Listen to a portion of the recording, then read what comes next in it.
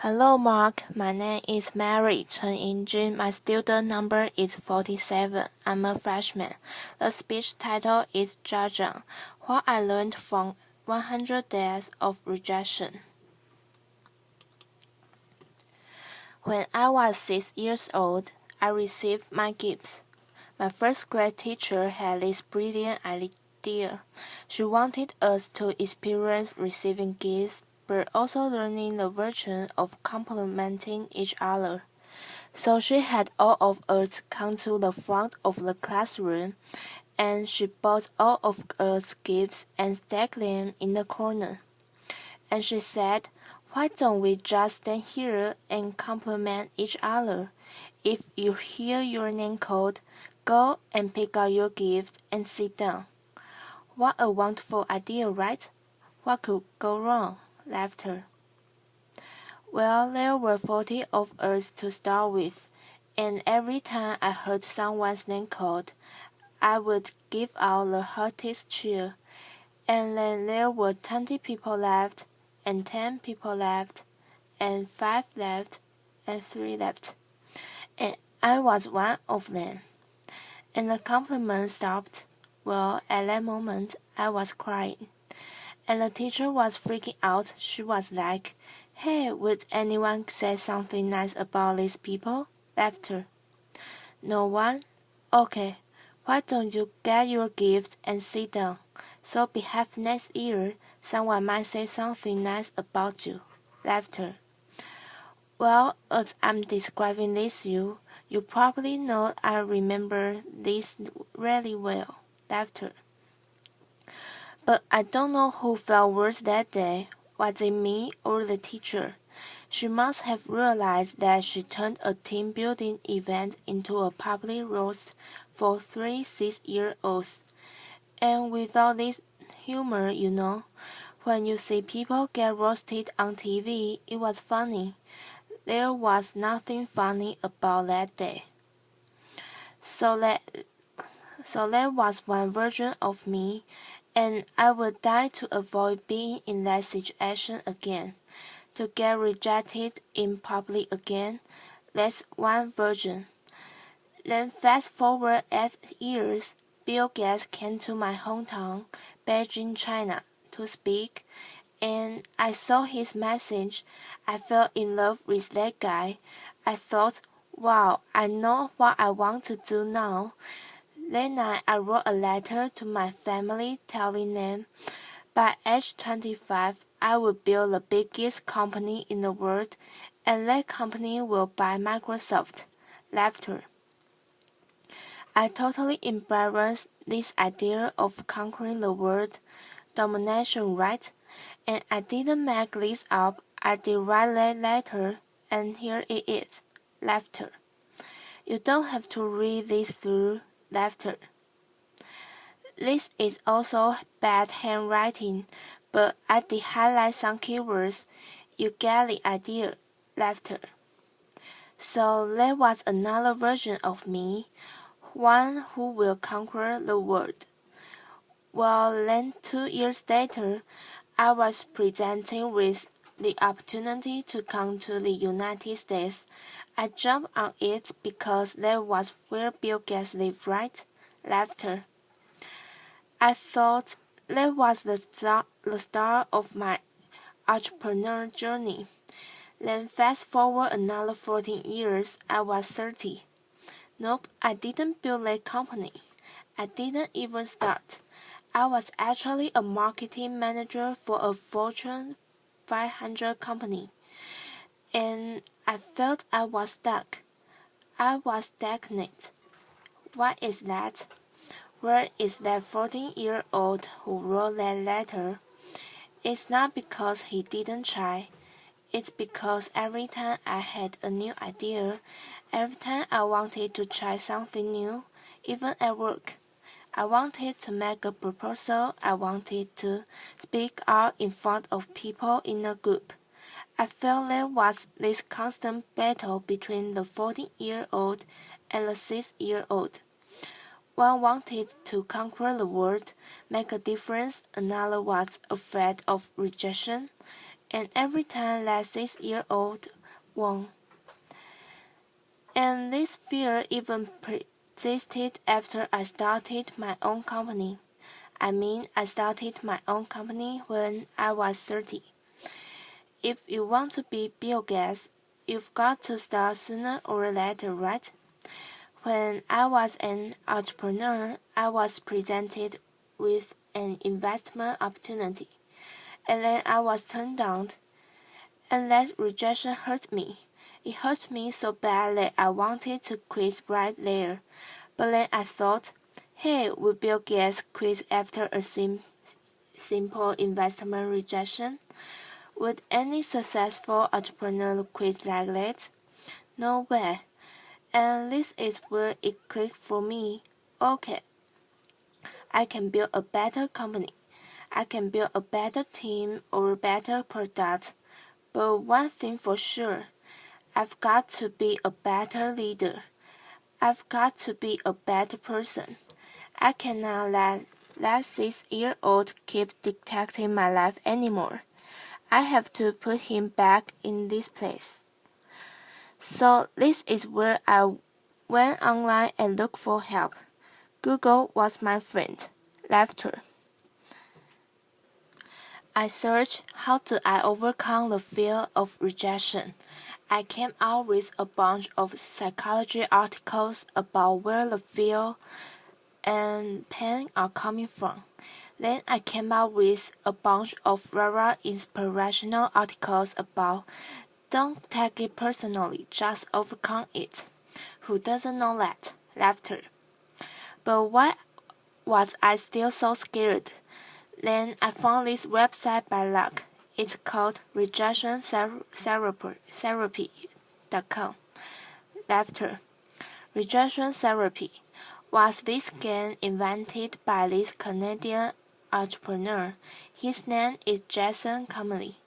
And basically, the idea is for 30 days you go out and look for rejection.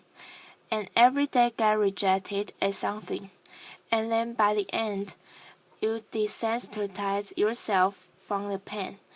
And I love that idea. Laughter. I said, you know what? I'm going to do this. And I'll feel myself getting rejected 100 days. And I came out with my own rejection ideas, and I made a video below all of it. And so here's what I did. This is what the below looked like. Day 1. Laughter. Borrow $100 from a stranger. So this is where I went to where I was working. I came downstairs and I saw this big guy sitting behind a desk.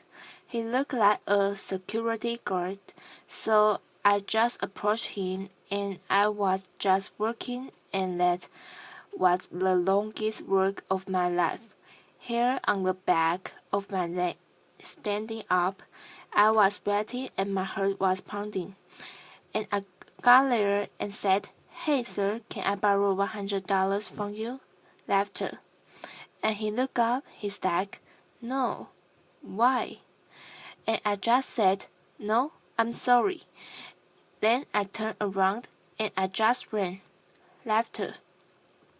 I felt so embarrassed, but because I felt myself, so that night I was watching myself getting rejected. I just saw how scared I was. I looked like this kid in The Simpsons. I saw dead people. Laughter. But then I saw this guy, He wasn't that menacing. He was a chubby, lovable guy, and he even asked me why. In fact, he invited me to explain myself, and I could say many things. I could explain, I could negotiate. I didn't do any of that. All I did was wrong. I felt, wow, this is like a minor cause of my life. Every time I feel the slightest rejection, I will just run as fast as I could. And you know what? The next day, no matter what happens, I'm not going to run. I'll stay engaged. That too requires a burger refill. Laughter. It's when I went to a burger joint. I finished lunch and I went to the cashier and said, "Hey, can I get a burger refill?" Laughter. He was all confused, like, "What's a burger refill?" Laughter. I said, "Well, it's just like a gin refill but with a burger." And he said, "Sorry, we don't do burger refill, man." Laughter. So this is where rejection happened and I could have run. But I stayed. I said, "Well, I love your burgers, I love your joints, and if you guys do a burger refill, I will love you guys more." Laughter. And he said, "Well, okay, I'll tell my manager about it, and maybe we'll do it, but sorry, we can't do this today." Then I left, and by the way, I don't think they've ever done burger refill. Laughter. I think they're still there, but the life and death feeling I was feeling the first time was no longer there. Just because I stayed engaged, because I didn't run, I said, "Wow, great, I'm already learning things great." And then day 3, getting Olympic donuts. This is where my life was turned upside down. I went to a Krispy Kreme. It's a donut shop in many the southeastern part of the United States. I'm sure they have some here too. And I went in, I said, "Can you make me donuts that look like Olympic symbols?" Basically, you interlink 5 donuts together. I mean, there's no way they could say yes, right? The donut maker took me so seriously. Laughter. So she put out paper, started jotting down the colors and the rings, and it's like, how can I make this? And then 15 minutes later, she came out with a box that looked like Olympic rings, and I was so touched. I just couldn't believe it. And that video got over 5 million views on YouTube. The world couldn't believe that either. Laughter. You know, because of that, I was in newspapers, in talk shows, in everything. And I became famous. A lot of people started writing emails to me and saying, "What you're doing is awesome." But you know, fame and notoriety did not do anything to me. What I really wanted to do was learn and to change myself. So I turned the rest of my 100 days of rejection into this playground, into this research project. I wanted to see what I could learn. And then I learned a lot of things. I discovered so many secrets. For example, I found if I just don't run, if I got rejected, I could actually turn a no into a yes. And the magic word is why. So one day I went to a stranger's house. I had this flower in my hand, knocked on the door and said, "Hey, can I plant this flower in your backyard?" Laughter. And he said, "No." But before he could leave, I said, "Hey, can I know why?" And he said, "Well, I have this dog that will dig out anything I've put in the backyard. I don't want to waste your flower. If you want to do this, go across the street and talk to Connie. She loves flowers." And that's what I did. I went across and knocked on Connie's door, and she was so happy to see me. Laughter. And then half an hour later, there was this flower in Connie's backyard. I'm sure it looks better now. Laughter. But had I left after the initial rejection, I wouldn't thought Well, it's because the guy didn't trust me. It's because I was crazy. Because I didn't dress out well. I didn't look good. It was none of those. It was because what I offered did not fit what he wanted. And he trusted me enough to offer me a referral. Using a sales term, I converted a referral. Then one day, and I also learned that I can actually say certain things and maximize my chance to get a yes. So, for example, one day I went to a Starbucks and asked the manager, "Hey, can I be a Starbucks greeter?" He was like, "What's a Starbucks greeter?"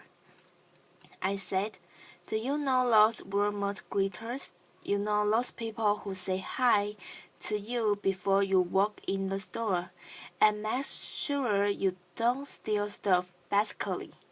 I wanted to give a warmer experience to Starbucks customers. Laughter. Well, I'm not sure that's a good thing, actually. Actually, I'm pretty sure it's a bad thing. And he was like, "Oh, yeah, this is how he looked. His name is Eric." And he was like, "I'm not sure this is how he was hearing me. Not sure." Then I asked him, "Is that weird?" He's like, "Yeah, it's really weird, man." But as soon as he said that, his whole demeanor changed. It's as if he's putting all the dirt on the floor. And he said, "Yeah, you can do this, just don't get too weird." Laughter. So for the next hour, I was the Starbucks greeter. I said hi to every customer that walked in and gave them holiday cheers. By the way, I don't know why your career trajectory is. Don't be a greeter. Laughter. It was really boring, but then I found I could do this because I mentioned, "Is that weird?" I mentioned the doubt that he was having. And because I mentioned, "Is that weird?" that means I wasn't weird. That means I was actually thinking just like him, seeing this as a weird thing. And again, I learned that if I mentioned some doubt people might have before I asked the question, I gained their trust. People were more likely to say yes to me. And then I learned I could fulfill my life dream by asking, I came from 4 generations of teachers, and my grandma has always taught me, "Hey, Jiang, you can do anything you want, but it'd be great if you became a teacher." Laughter. But I wanted to be an entrepreneur, so I didn't. But it has always been my dream to actually teach something. So I said, what if just ask and teach a college class? I live in Austin and the town, so I went to the University of Texas at Austin and knocked on professors' doors and say, "Can I teach your class?" I didn't get anywhere the first couple of times, but because I didn't run, I kept doing it. And on the third try, the professor was very impressed. He was like, "No one has done this before," and I came in prepared with PowerPoints and my lesson. He said, "Wow, I can use this. Why don't you come back in 2 months? I'll fit you in my curriculum." And 2 months later, I was teaching a class. This is me, you probably can see. This is a bad picture, Sometimes you get rejected by lighting. Laughter. But wow, when I finished teaching that class, I walked out crying because I thought I could fulfill my life dream just by simply asking. I used to think I have to accomplish all these things, have to be a great entrepreneur, or get a PhD to teach. But no, I just asked, and I could teach. And in that picture, which you can see, I quoted Martin Luther King Jr. Why? Because in my research, I found that people who really change the world, who change the way we live and the way we think, are the people who were met with initial and often violent rejections. People like Martin Luther King Jr., like Mahatma Gandhi, Nelson Mandela, and even Jesus Christ. These people did not let rejection define them. They let their own reaction after rejection define themselves, and they embrace rejection. And we don't have to be lost people to learn about rejection. And in my case, rejection was my curse, was my boogeyman. It has bothered me my whole life because I was running away from it. Then I started embarrassing it. I turned that into the biggest gift in my life. I started teaching people how to turn rejections into opportunities. I use my blog, I use my talk, I use the book I just published, and I've even building technology to help people overcome their fear of rejection. When you get rejected in life, when you are facing the next obstacle or next failure, consider the possibilities. Don't run. If you just embarrass them, they might become your gifts as well. Thank you. Applause.